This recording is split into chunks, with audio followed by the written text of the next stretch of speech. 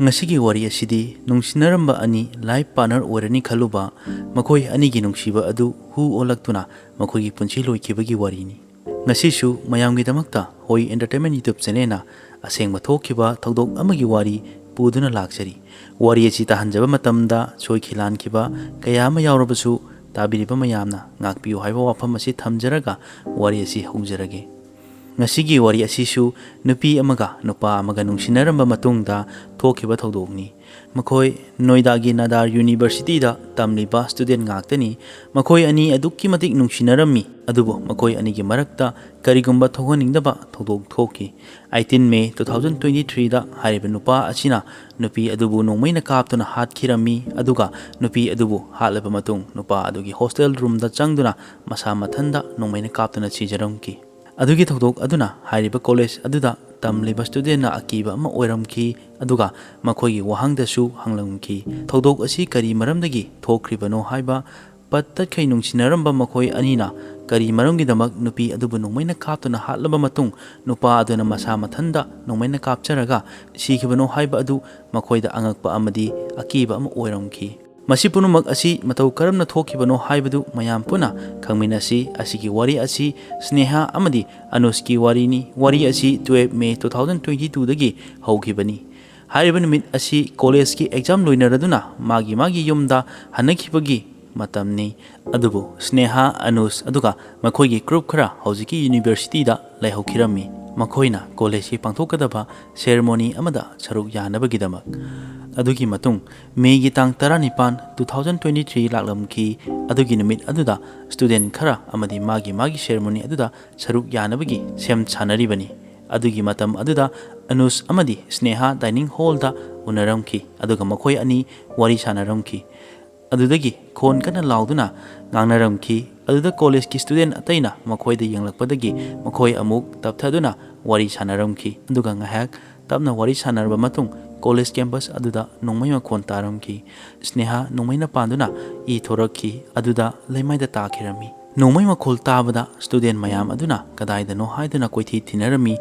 Anusna Sneha da nongmaina kaptuna I ngakta ngairaba Sneha gi hakchang honthoklamlaga Anus chenkirami. Thodok adu student mayamna chensinduna Sneha bu yengbada Sneha gi thabak amadi pukta nongmai maru palamki. Adudagi college adugi student kharana hospital da pukhalamki adubo hospital yaubangamdana lambi da Sneha gi roi matam oikirami.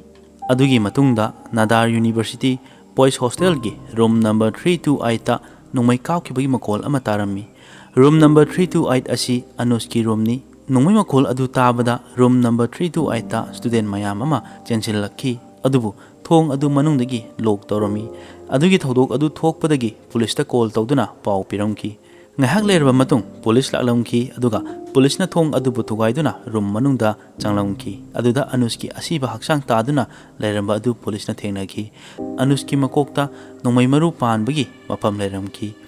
Anusna Sneha nongmaina kaptuna hat khabra matung Anusu masa mathanda sijakiba aduda police na su khangmangamki adudi masi thokliba thodok asi nungsinabagi matangni haiba. Nupi adubu hatlaba matung masa mathanda nongmaina kaptuna sijaribano haiba adu mayamgi amadi police ki wahang oiramki. Police ki mafamdasu Sneha haliba mi adusu masa mathanda sijakhrabanina case adu kanada makhatana wahang tawduna khangani haibagi thajaba adu manglamki. Aduga case asi police ki mafamdasu yamna luba ama oiramki haibadi Sneha haliba Anus adu sigrabani adubu hariba case asi achumba amadi puthoktaба yaramkide.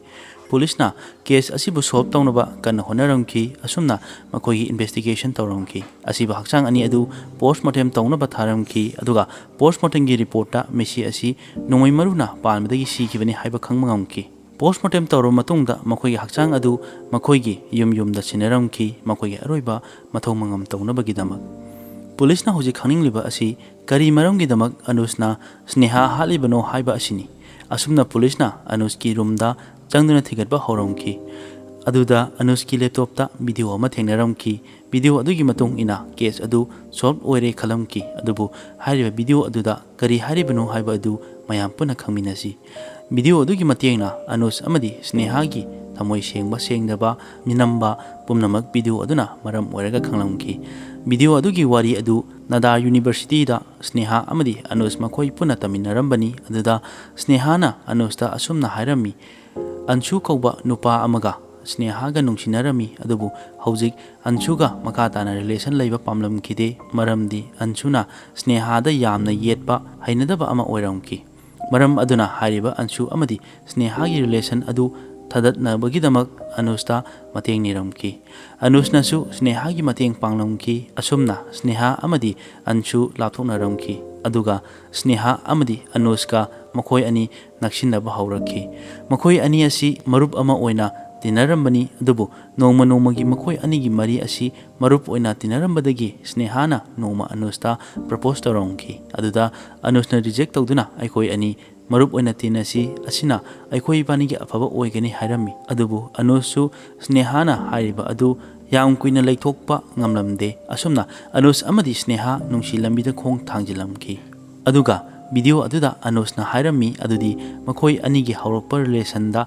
ꯌꯥꯝꯅ ꯅꯨꯡꯉꯥꯏꯅ ꯅꯨꯡꯁꯤꯅ ꯍꯧꯔꯛꯈꯤ, ꯑꯃꯅ ꯑꯃꯕꯨ ꯎꯗꯕꯗ ꯂꯩꯉꯝꯗꯕ, ꯑꯗꯨꯒ ꯅꯣꯡꯃꯒꯤ ꯑꯃꯅ ꯑꯃꯒꯤ ꯃꯈꯣꯜ ꯇꯥꯗꯕꯗ ꯂꯩꯉꯝꯗꯕ ꯇꯧꯔꯝꯈꯤ꯫ ꯑꯁꯨꯝꯅ ꯃꯈꯣꯏ ꯑꯅꯤ ꯇꯣꯏꯅ ꯎꯅꯔꯝꯈꯤ, ꯑꯗꯨꯕꯨ ꯇꯞꯅ ꯇꯞꯅ ꯁ꯭ꯅꯦꯍꯥ ꯋꯥꯈꯜ ꯍꯣꯡꯂꯛꯈꯤ, ꯑꯗꯨꯒ ꯑꯅꯨꯁꯇꯒꯤ ꯂꯩꯊꯣꯛꯅꯕ ꯇꯧꯔꯝꯈꯤ꯫ ꯑꯌꯥꯝꯕ ꯃꯇꯝꯗ ꯑꯅꯨꯁꯀꯤ ꯀꯣꯜ ꯁ꯭ꯅꯦꯍꯥꯅ ꯄꯥꯏꯈꯠꯂꯝꯗꯦ, ꯑꯗꯨꯒ ꯑꯅꯨꯁꯅ ꯁ꯭ꯅꯦꯍꯥꯗ ꯎꯅꯁꯤ ꯍꯥꯏꯕ ꯃꯇꯝꯗꯁꯨ ꯁ꯭ꯅꯦꯍꯥꯅ ꯊꯕꯛ ꯑꯃ ꯂꯩ ꯅꯠꯇ꯭ꯔꯒꯅ ꯃꯔꯝ ꯑꯃ ꯍꯦꯛꯇ ꯍꯥꯏꯔꯒ ꯎꯅꯗꯅꯕ ꯍꯣꯠꯅꯔꯝꯈꯤ꯫ ꯑꯁꯨꯝꯅ ꯃꯈꯣꯏ ꯑꯅꯤꯒꯤ ꯃꯔꯛꯇ ꯌꯥꯝꯅ ꯁꯥꯎꯅꯕ ꯑꯃꯗꯤ ꯈꯠꯅꯕ ꯍꯧꯔꯛꯈꯤ꯫ ꯑꯗꯨꯒ ꯅꯣꯡꯃ ꯁ꯭ꯅꯦꯍꯥꯅ ꯑꯅꯨꯁꯇ ꯍꯥꯏꯔꯝꯃꯤ, ꯑꯩꯈꯣꯏ ꯑꯅꯤꯒꯤ ꯔꯤꯂꯦꯁꯟ ꯑꯁꯤꯅ ꯑꯩꯒꯤ ꯂꯥꯏꯔꯤꯛ ꯇꯝꯕꯗ ꯊꯋꯥꯏ ꯌꯥꯎꯕ ꯉꯝꯗ꯭ꯔꯦ, ꯑꯗꯨꯒ ꯌꯨꯝꯒꯤ ꯃꯤꯅ ꯑꯩꯕꯨ ꯊꯥꯖꯔꯤꯕꯅꯤ, ꯑꯩꯒꯤꯁꯨ ꯃꯪꯂꯥꯟ ꯑꯃ ꯂꯩꯖꯩ, ꯑꯩꯈꯣꯏ ꯑꯅꯤꯅ ꯑꯁꯨꯝꯅ ꯂꯩꯔꯕꯗꯤ ꯑꯩꯒꯤ ꯃꯪꯂꯥꯟ ꯑꯃꯗꯤ ꯌꯨꯝꯒꯤ ꯃꯤꯅ ꯑꯩꯉꯣꯟꯗ ꯊꯝꯂꯤꯕ ꯊꯥꯖꯕ ꯄꯨꯝꯕ ꯃꯥꯡꯈ꯭ꯔꯅꯤ ꯍꯥꯏꯕ ꯋꯥ ꯑꯁꯤꯅ ꯃꯔꯝ ꯑꯣꯏꯔꯒ ꯃꯈꯣꯏ ꯑꯅꯤ ꯕ꯭ꯔꯦꯛꯑꯞ ꯇꯧꯔꯁꯤ ꯍꯥꯏꯔꯝꯈꯤ꯫